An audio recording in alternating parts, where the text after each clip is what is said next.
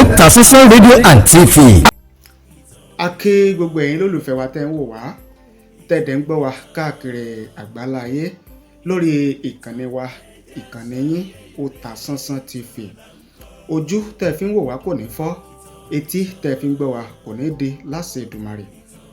Aburú ó kéré ó tóbi kò ní jẹ́pin wa o lágbára Adẹ́dàá.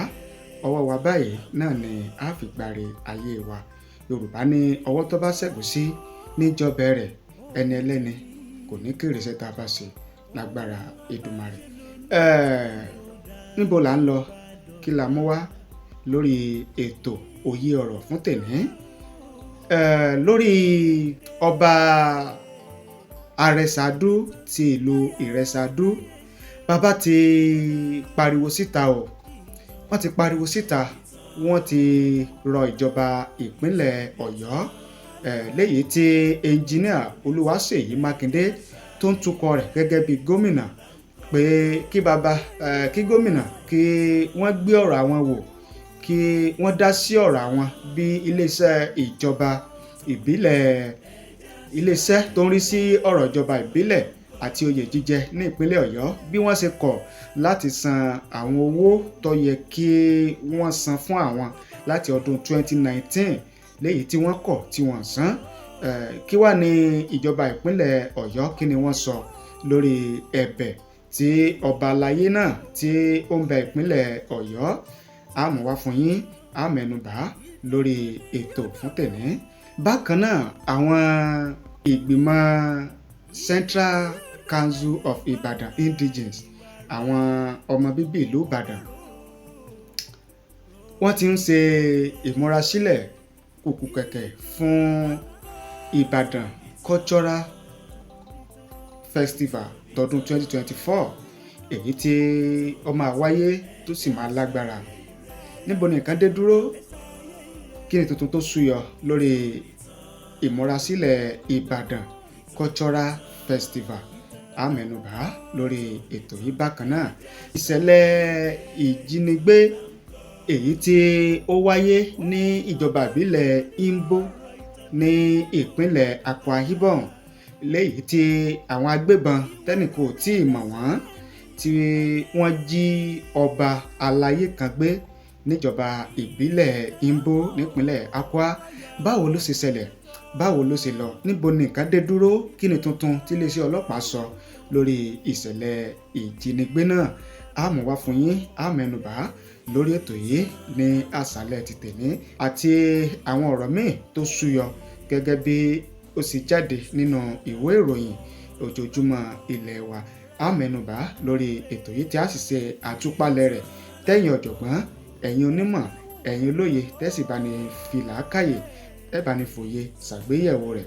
Ṣùgbọ́n kí a tó tẹ̀síwájú, ẹ jẹ́ ká mú ìkéde yìí wá fún yín. Tá bá wá mú wá tán, tẹ́ bá gbọ́, tá bá wá padà dé, a wá tẹ̀síwájú lórí ètò fún tèmi òye ọ̀rọ̀.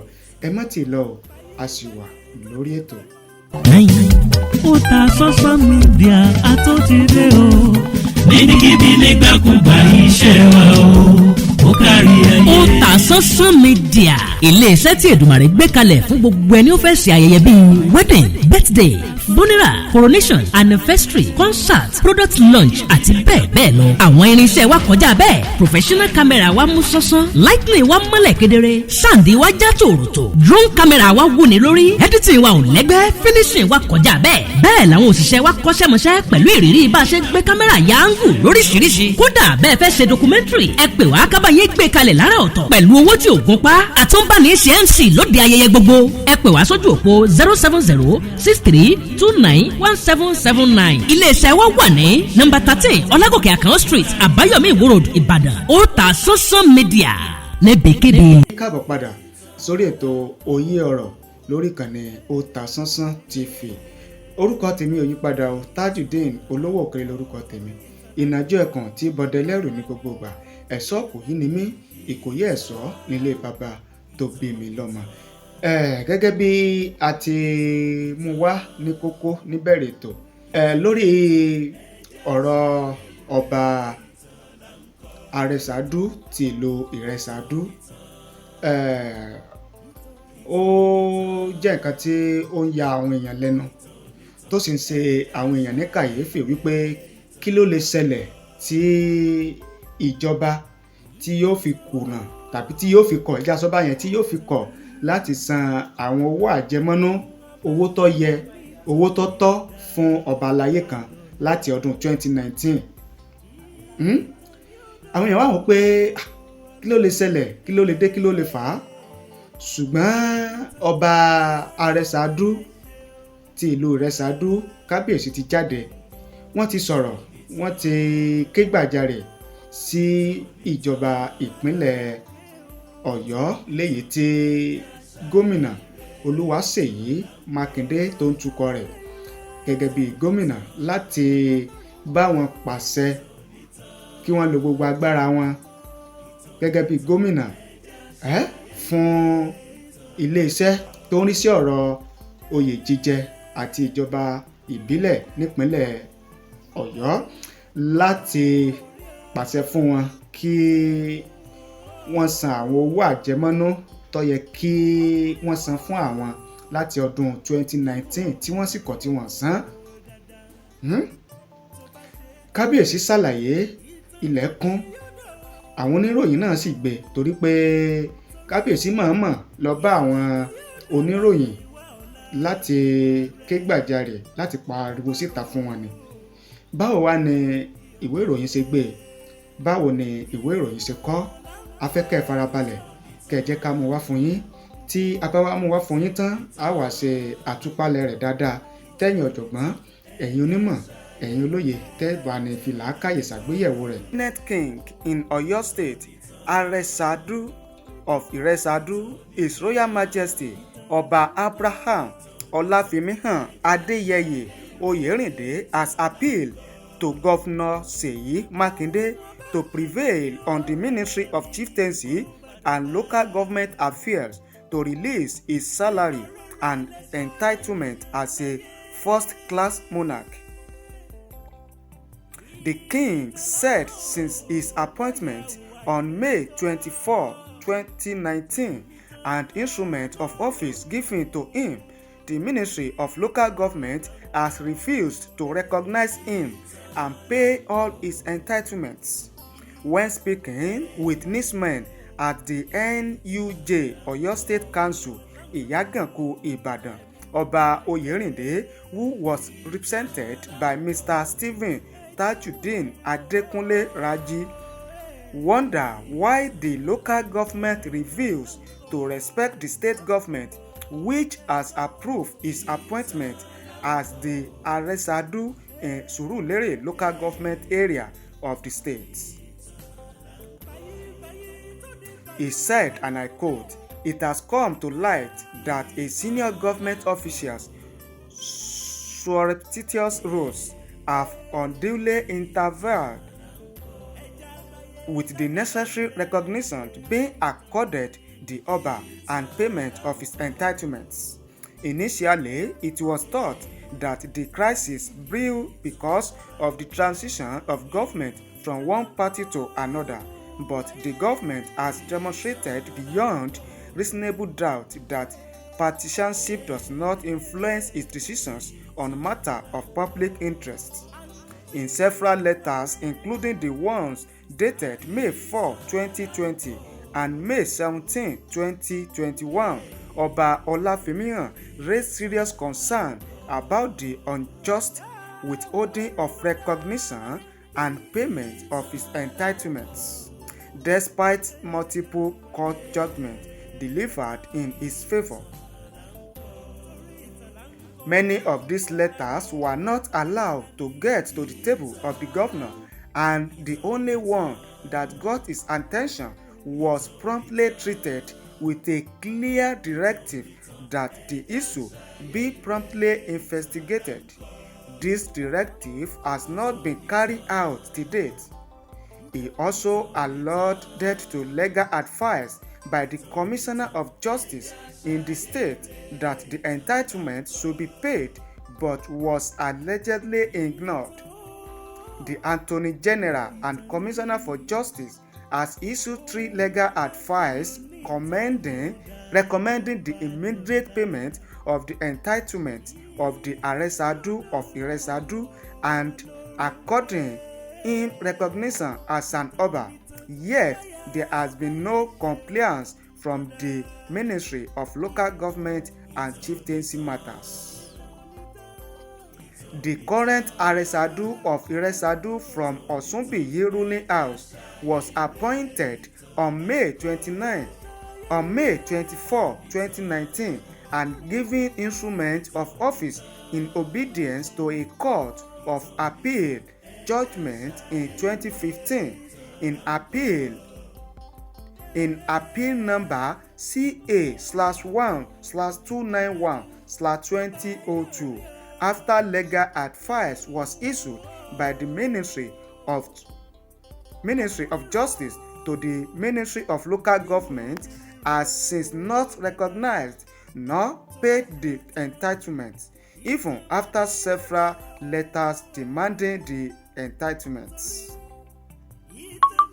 This was evidenced when in June 2020, the governor directed an investigation into the allegation of forgery of Ministry of Local Government's letterhead by some official of Surulere Local Government dated March 2020, stating that the governor has ordered the stoppage of installation or any form of chieftaincy ceremony in Aresa Adu at the time when the process had already been concluded in 2019. Gẹ́gẹ́ bí ìwé ìròyìn bí wọ́n ṣe gbé bí wọ́n ṣe kọ òun náà ni àtìmúwá fún yín tẹ́yìn náà ti gbọ́ tẹ̀ ti rí yẹn. Ṣùgbọ́n ohun tó wá wà ń bẹ̀ tí ò yé èèyàn ni pé ṣé pẹ̀lú ohun tí a wá mú wá yìí, àlàyé tá a ṣe síwájú àti eléyìí tí ìwé ìròyìn Punch tí wọ́n gbé tí wọ́n kọ tá a ti mú wá fún yín yẹn, kí ni ìwòye tiyín, kí ni èrò tiyín lórí rẹ̀? Ṣé kìí ṣe pé nǹkan kan wà ń bẹ̀ tí ó fi mú iléeṣẹ́ ìjọba tó ń rí sí ọ̀rọ̀ oyè jíjẹ àti ọ̀rọ̀ ìjọba ìbílẹ̀ nípínlẹ̀ Ọ̀yọ́ tí wọ́n fi kọ̀ láti san owó tó yẹ, owó tó tọ́ fún ọba Aresa Adu ti ìlú Aresa Adu láti ọdún 2019? Àbí ṣé gómìnà ìpínlẹ̀ Ọ̀yọ́ Olúwaṣèyí Abíọ́dún Mákindé ṣé wọn ò gbọ́ sí ìṣẹ̀lẹ̀ yẹn, sí ọ̀rọ̀ yẹn ni láti ọdún 2019? Gẹ́gẹ́ bí lára ọ̀rọ̀ tí ọba aláyé yìí Aresa Adu ti ìlú Aresa Adu yìí tí wọ́n sọ, ó ní wípé gbogbo àwọn lẹ́tà, àwọn ìwé tí àwọn ń kọ sí ìjọba ìpínlẹ̀ Ọ̀yọ́ pé ní iléeṣẹ́ ìjọba tó ń rí sí ọ̀rọ̀ oyè jíjẹ àti ọ̀rọ̀ ìjọba ìbílẹ̀ nípínlẹ̀ Ọ̀yọ́, ó ní wọn ò jẹ́ kó dé ọ̀dọ̀ gómìnà, wọn ò jẹ́ kó dé orí tébù gómìnà débi pé gómìnà ó gbé ìgbésẹ̀ lórí rẹ̀. Àti wípé kábíyèsí gan ni àwọn ti lo ìlànà tòfin, àwọn ti lo tàṣà, àwọn ti lo tòfin, tó sì jẹ́ pé gbogbo ìgbìyànjú àwọn láti jẹ́ pé kí àtúnṣe kó wáyé lórí ìṣẹ̀lẹ̀ náà ó ní ó ń já sí pàbó látàrí bí iléeṣẹ́ tó ń rí sí ọ̀rọ̀ oyè jíjẹ àti ìjọba ìbílẹ̀ nípínlẹ̀ Ọ̀yọ́ bí wọn ò sì gbé ìgbésẹ̀ tó tọ́ àti ìgbésẹ̀ tó yẹ lórí ọ̀rọ̀ náà. Ṣùgbọ́n ìrètí wa ò ní pé níṣe tí kábíyèsí náà jáde tí wọ́n pariwo síta, tí wọ́n ké gbàjarè, a nígbàgbọ́ pé eléyìí yóò dé etígbọ̀ gómìnà ìpínlẹ̀ Ọ̀yọ́ Olúwaṣèyí Abíọ́dún Mákindé tí wọ́n sì gbé ìgbésẹ̀ tó tọ́ àti ìgbésẹ̀ tó yẹ, torí pé Yorùbá ní eégún tó bá ti jáde ó ti kúrò ní àìwò. Níṣẹ́ tí àwọn oníròyìn tí àwọn náà ti gbé tí wọ́n ti tàn káàkiri àgbáláyé yìí, a mọ̀ wípé ìgbésẹ̀ tó tọ́ àti ìgbésẹ̀ tó yẹ yóò wáyé lórí rẹ̀ ìyẹn báyẹn.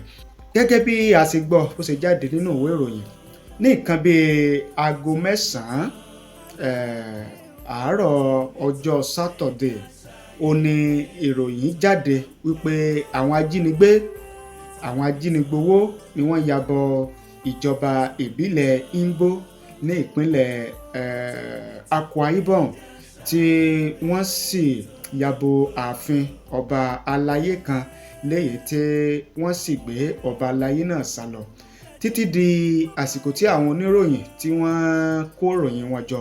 Wọ́n ní kò sẹ́ni tó tì í mọ irú ènìyàn tí àwọn ajínigbé yẹn tí wọ́n jẹ́ torí pé wọ́n daṣọ bojú tí wọ́n sì bẹ̀rẹ̀ sí yìnbọn sókè láti má jẹ́ kí àwọn aráàlú kí wọ́n lè dọ́dọ̀ wọn títí tí wọ́n fi ṣiṣẹ́ láabi wọn tí wọ́n fi gbé ọba aláyé náà sá lọ.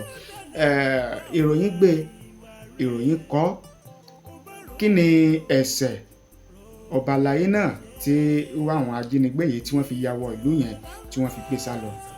Níbo ni nǹkan dé dúró? Báwo gan ni ó ti ṣẹlẹ̀ lẹ́kùnrẹ́rẹ́? Ìwé ìròyìn Punch wọ́n gbé wọ́n kọ, a sì fẹ́ kẹ́ ẹ farabalẹ̀ kẹ́ ẹ jẹ́ kí a mú wá fún yín gẹ́gẹ́ bí ìwé ìròyìn bí wọ́n sì gbé bí wọ́n sì kọ ká tó wá tẹ̀síwájú lórí ètò. The Akwa Ibom State Police Command on Sunday confirmed the abduction of paramount ruler of Imbo local government area, His Royal Majesty Akwa Ibom. The traditional ruler was kidnapped by yet to identify gunmen in his palace at Ebugu on Saturday. The command's public relations officer, ASP Tifon John, who confirmed the incident while speaking with our correspondent on Saturday, said that the command is working round the clock to ensure an unconditional and timely release of the monarch. I quote, "We received the information yesterday, Saturday, and the police are working round the clock already to ensure that the monarch regains freedom," the PRO said. It was gathered that the monarch was kidnapped at 9 p.m. on that fateful day. The abduction is coming at the heels of doctors in the state withdrawing their services in solidarity with the abduction of their colleague, Dr. John Robbie Esu in Oran, who is still languishing in captivity more than 15 years ago. The kidnap of the monarch has raised more concern over the collapsed security architecture, which has made the community the most vulnerable to criminal activities in the recent times. Bí ìyẹn ṣe jẹ́ òun náà nìyẹn. Ibi náà ni a ti máa dánu dúró láti máa gé pété lórí ètò fún tèmi. Orúkọ tèmi ò yí padà, Tajudeen olówó òkèlè orúkọ tèmi. Ìnàjú ẹkùn tí bọdẹ lẹ́rù ní gbogbo gbà. Ẹ̀ṣọ́ kò yí ni mí, ìkòyí ẹ̀ṣọ́ nílé bàbá tó bí mi lọ́mọ. Títí ọ̀la tátún pàdé lórí ètò òye ọ̀rọ̀ lórí ìkànnì Otasansan TV. Ìbànújẹ́ ó kéré ó tóbi ni kò ní jẹ́pin wa o láṣẹ Èdùmàrè. Ojú tẹ́ fi ń wò wá kò ní fọ́, etí tẹ́ fi ń gbọ́ wá kò ní di lágbára Adẹ́dàá. Ẹ má wá gbàgbé láti bá ní subscribe sórí ìkànnì yìí, ẹ bá ní tẹ notification bell, ìyẹn aago rán mi létí kẹ́ ẹ lè máa láǹfààní láti máa gbọ́ wa, láti máa rí wa wò lóòrèkóòrè tá a bá ti ń mú tuntun wá fún yín lórí ìkànnì yìí. Bákan náà ẹ máa bá ní share rẹ̀, ẹ bá ní share rẹ̀ lórí àwọn social media platform yín. Ẹ share rẹ̀ lórí Twitter, ẹ share rẹ̀ lórí Instagram, ẹ share rẹ̀ lórí Facebook, ẹ share rẹ̀ lórí YouTube, ẹ share rẹ̀ lórí Instagram, ẹ share rẹ̀ lórí TikTok, kódà ẹ tún share rẹ̀ lórí YouTube gan, lórí WhatsApp yín, lórí chatnat yín àti àwọn social media platform yòókù tí ẹ bá ń lò kó lè rìn jìnnà kó lè débi tí ó yẹ kó dé. Ẹ ṣé o, àdúpẹ́ àmọrírì yín.